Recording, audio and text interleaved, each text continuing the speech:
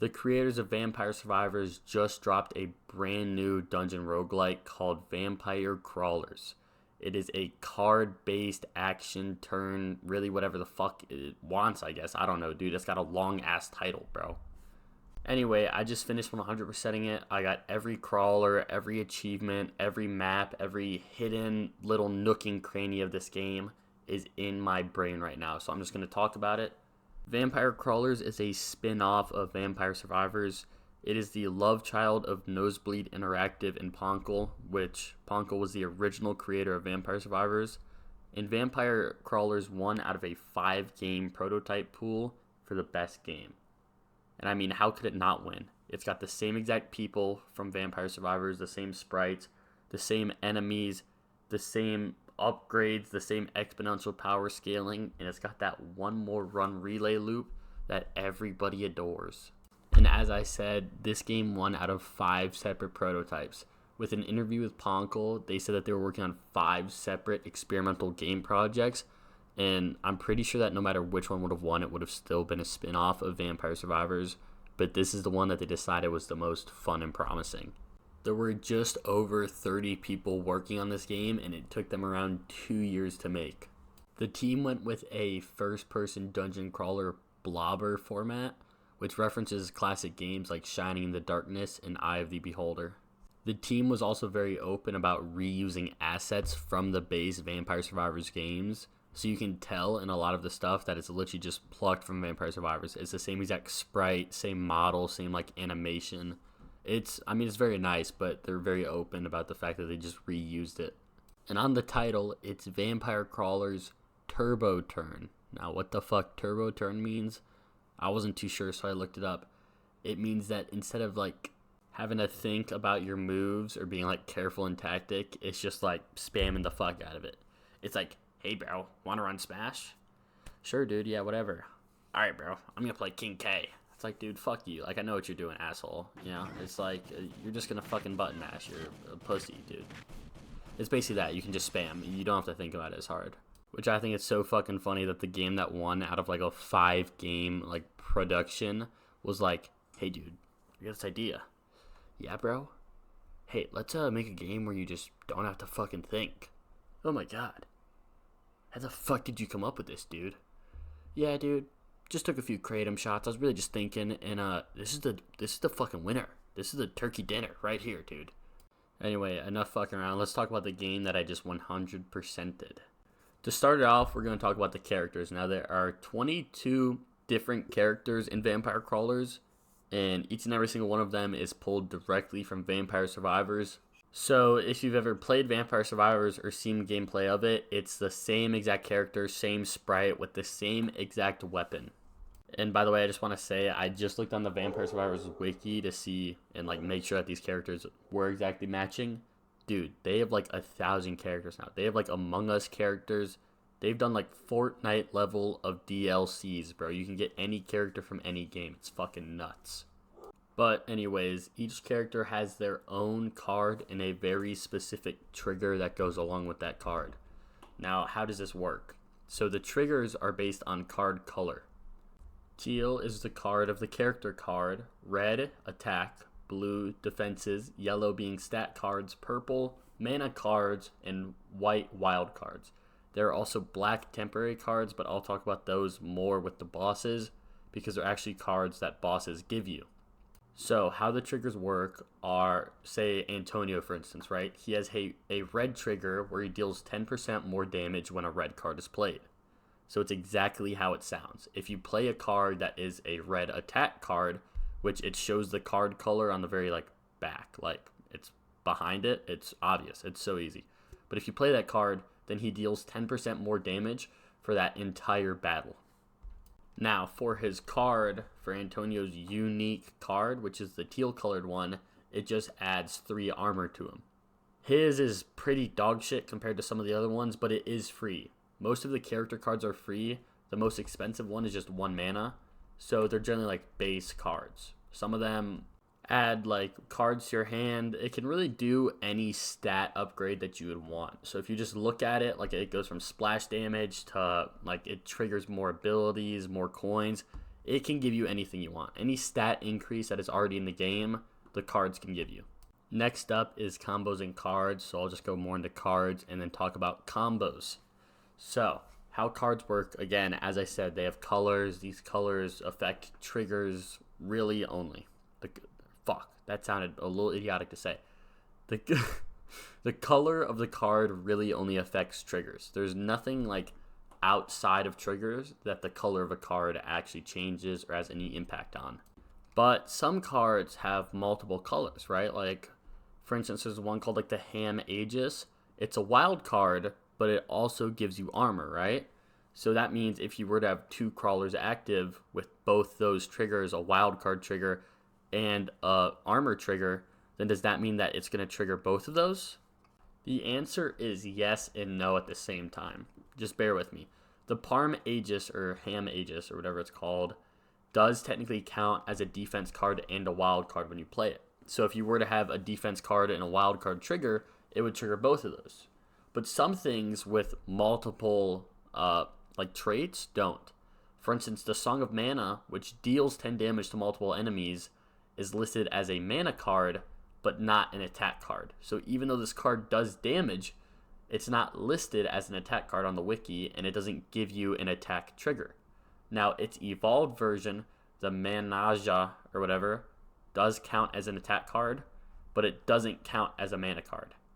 So it really just depends on what they want it to be, I guess, which is quite confusing for someone like me. But my best, advice is just look at the background of the card, and whatever that is, just go off that, because you really can't determine it by what you think you know, because I thought the Song of Mana would count as an attack card, and it doesn't. So fuck what I know, and just believe in yourself. Next, I just want to talk about the stat cards, because there is a little gimmick with it. There are temporary stat cards and then permanent stat cards. The temporary stat cards are exactly what they sound like. They're only active for the duration of the fight. That's like 90% of the stat cards. Then you have permanent stat cards.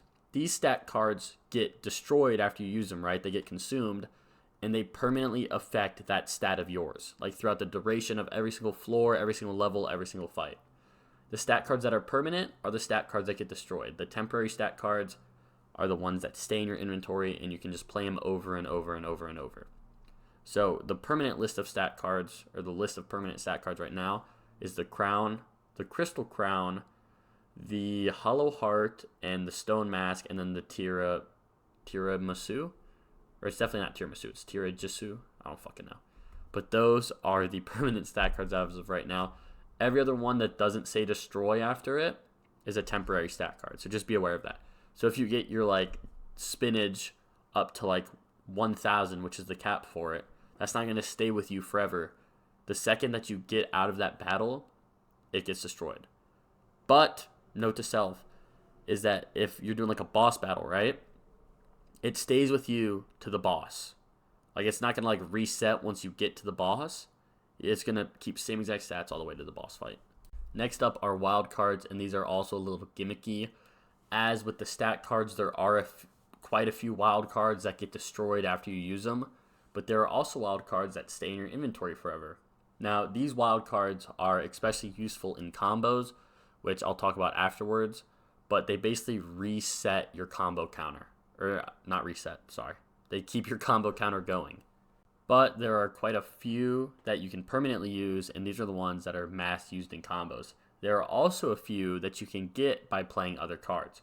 For instance, if you play the Song of Mana, then you'll get Raw Mana, which is a wild card. And if you play the Celestial Dusting, then you get Little Heart, which is also a wild card. So you can get wild cards from playing normal cards. You can get them from breaking the light structures, which are like the breakable objectives on the map. You can get wild cards like that, and you can also just get wild cards from level ups. So wild cards are definitely a big part of the game, and they help you keep your combos alive. So just remember that. Now, how do the combos work? You might be asking yourself. Well, it kind of goes like 0, 1, 2, 3, 4. It goes in ascending order, and every next card in that ascending order is boosted by 100% either damage or health or whatever the card is going to do. It's just 100% stronger. So this gets pretty crazy once you get to like 40. You can basically just one shot whatever the fuck you want because the combo's so high, because it's like 400% million stronger. And the best way to keep these combos going is by using wild cards, right? So give a little scenario here. You play 0, 1, 2, 3, 4, right? That's like the mana cost of each of them. Then you play a wild card. The wild card doesn't continue the combo, but it doesn't break the combo, right? So then after you play the wild card, you can play any card, and that card will continue the combo no matter the mana cost. So you could go 0, 1, 2, 3, 4, wild card. Then you could play another 0 mana card, 1, 2, 3, 4, another wild card, right? And the combo continues. Next up is relics. That was embarrassing. I must be going through puberty.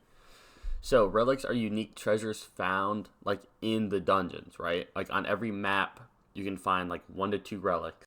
And these relics are mainly just slice of life. Like for instance, shows you how much damage this next thing is going to do, right? Or adds a hurry up button to the world map, unlocks the jeweler, unlocks gems. Like it just helps you progress. It's just a progression and slice of life stuff, right? The way that you get these relics is by destroying breakables, right? It's the same breakables in Vampire Survivors where when you would break them, you would get like a chicken or gold or like the fucking freeze thing or the nuke, right? You just break those breakables, and then after you break it, it drops something, and then there's a chance that something is the relic. Now, after you get the relic, right? So say that you break the light source and get the relic. Even if you die your very next fight, you still have that relic. You keep the relic. Once you get it, it's yours, right? So even if you get it and then get fucking slammed and don't actually complete the dungeon, you still have it. Next up is dungeons. Now there are 8 dungeons, not including like the tutorial. And every dungeon has multiple stages, or almost every dungeon. For instance, the Mad Forest has the Mad Forest, the Furious Forest, and the Berserk Forest. Obviously, ranging in difficulty, Berserk being the hardest. Other than that, they have basically the exact same stages as they do in Vampire Survivors. They've got the Mad Forest, the Inland Library, Dairy Plant, Gallo Tower, and then Capella Magna. Now, these range from a difficulty of 1 to 9, with the Mad Forest being a 1 difficulty, and Capella Ultima, which is Capella Magna's second stage, having a 9. So every single dungeon is procedurally generated. This means that the layouts, encounters, and rewards change every single time. That does like increase the replay value in my opinion, because if you like fuck up on one and you're like, it's okay if I get to the 3rd floor, I know that there's like a fucking chest, or I don't know, I'm just making stuff up. You know what I'm saying, right? Like you can't plan it out. It's really like you get in there and every floor is completely different. Where the boss room is completely different. And all of the helpful items are also randomized. For instance, like the vending machines, the mana stone, the evolution stone, the chest, really everything. Now, I would dive deeper into all of these, but it's pretty simplistic. Evolution stone, it allows you to evolve stuff. If you can't evolve anything, then it will give you a requirement that you would need to evolve something, right? So, for instance, if you're trying to get the bloody tear and you only have a whip, right? Then it'll either give you the option between a hollow heart and a forever heart, right? Or if you have the axe, it'll give you a candela, and it'll let you choose through one of them. So it basically just allows you to evolve next time you see an evolution stone. The mana stone, which by the way, I don't even know if these are what these are called. It doesn't say like any other names on the wiki under like the dungeons or relics or anything like that. So I'm kind of just guessing. But with the mana stone, you just have to sacrifice a card and you get +1 mana. It's basically the same thing for the vending machines. You can sacrifice a card. It has to be a stat card though. You can sacrifice a stat card and it permanently gives you that stat. For instance, if you have like the Bracer, which normally you can play it for 0 mana and it adds 1 card to your deck, you could sacrifice it and permanently have 1 card added to your deck. So it's stuff like that. There are also shops where you can like sacrifice a card to heal 30 health, or it's things like that. It's pretty easy. Like if you play the game, you'll be able to understand it fairly quickly. Next up is bosses, and bosses are definitely the crux of this game. Every boss battle starts out the same like every other turn-based battle, right? You play all your cards, then they have either an attack that they're gonna do, or like they're gonna do something, right? They're either gonna move towards you, attack. It's gonna be like a basic fight. After you get them down to a certain HP level, though, these orbs appear over their head, and in between the orbs, right? So it'll be like, actually, I'll just flash up a picture. So as you can see, this guy, Red Death, he has what? 2, 4. He has 6 eyes above his head, right? So that means every 6 cards you play, he's going to make a move. Now, what this move is depends. Sometimes they'll give you those temporary cards, like we were saying earlier, right? Which is just like a trash card, and it messes you up. It has a debuff on it, right? It'll like mess up the amount of mana that it takes to play a card. It'll increase it. It'll randomize it. It'll, I don't know, do 5 damage to you, and you have to play the card at the end of the turn, you know? It'll give you some kind of debuff. Or it could be an attack, right? He could attack, or he could defend. He could give himself like 666 armor, right? Or he could do 300 damage. You know exactly what they're going to do. It's going to show you, and if it doesn't show you anything, then that means that they're probably like back 1, and they're going to step up during this next move, and then after that, they're going to do something, right? You're going to know exactly what they're going to do, and you're going to know exactly how many turns you have before they do that. So this is when you really have to like take it slow and be like, all right, in 3 moves, he's going to hit me for 300 damage, right? I should probably try to, I don't know, add some armor, or I should try to freeze him right before that.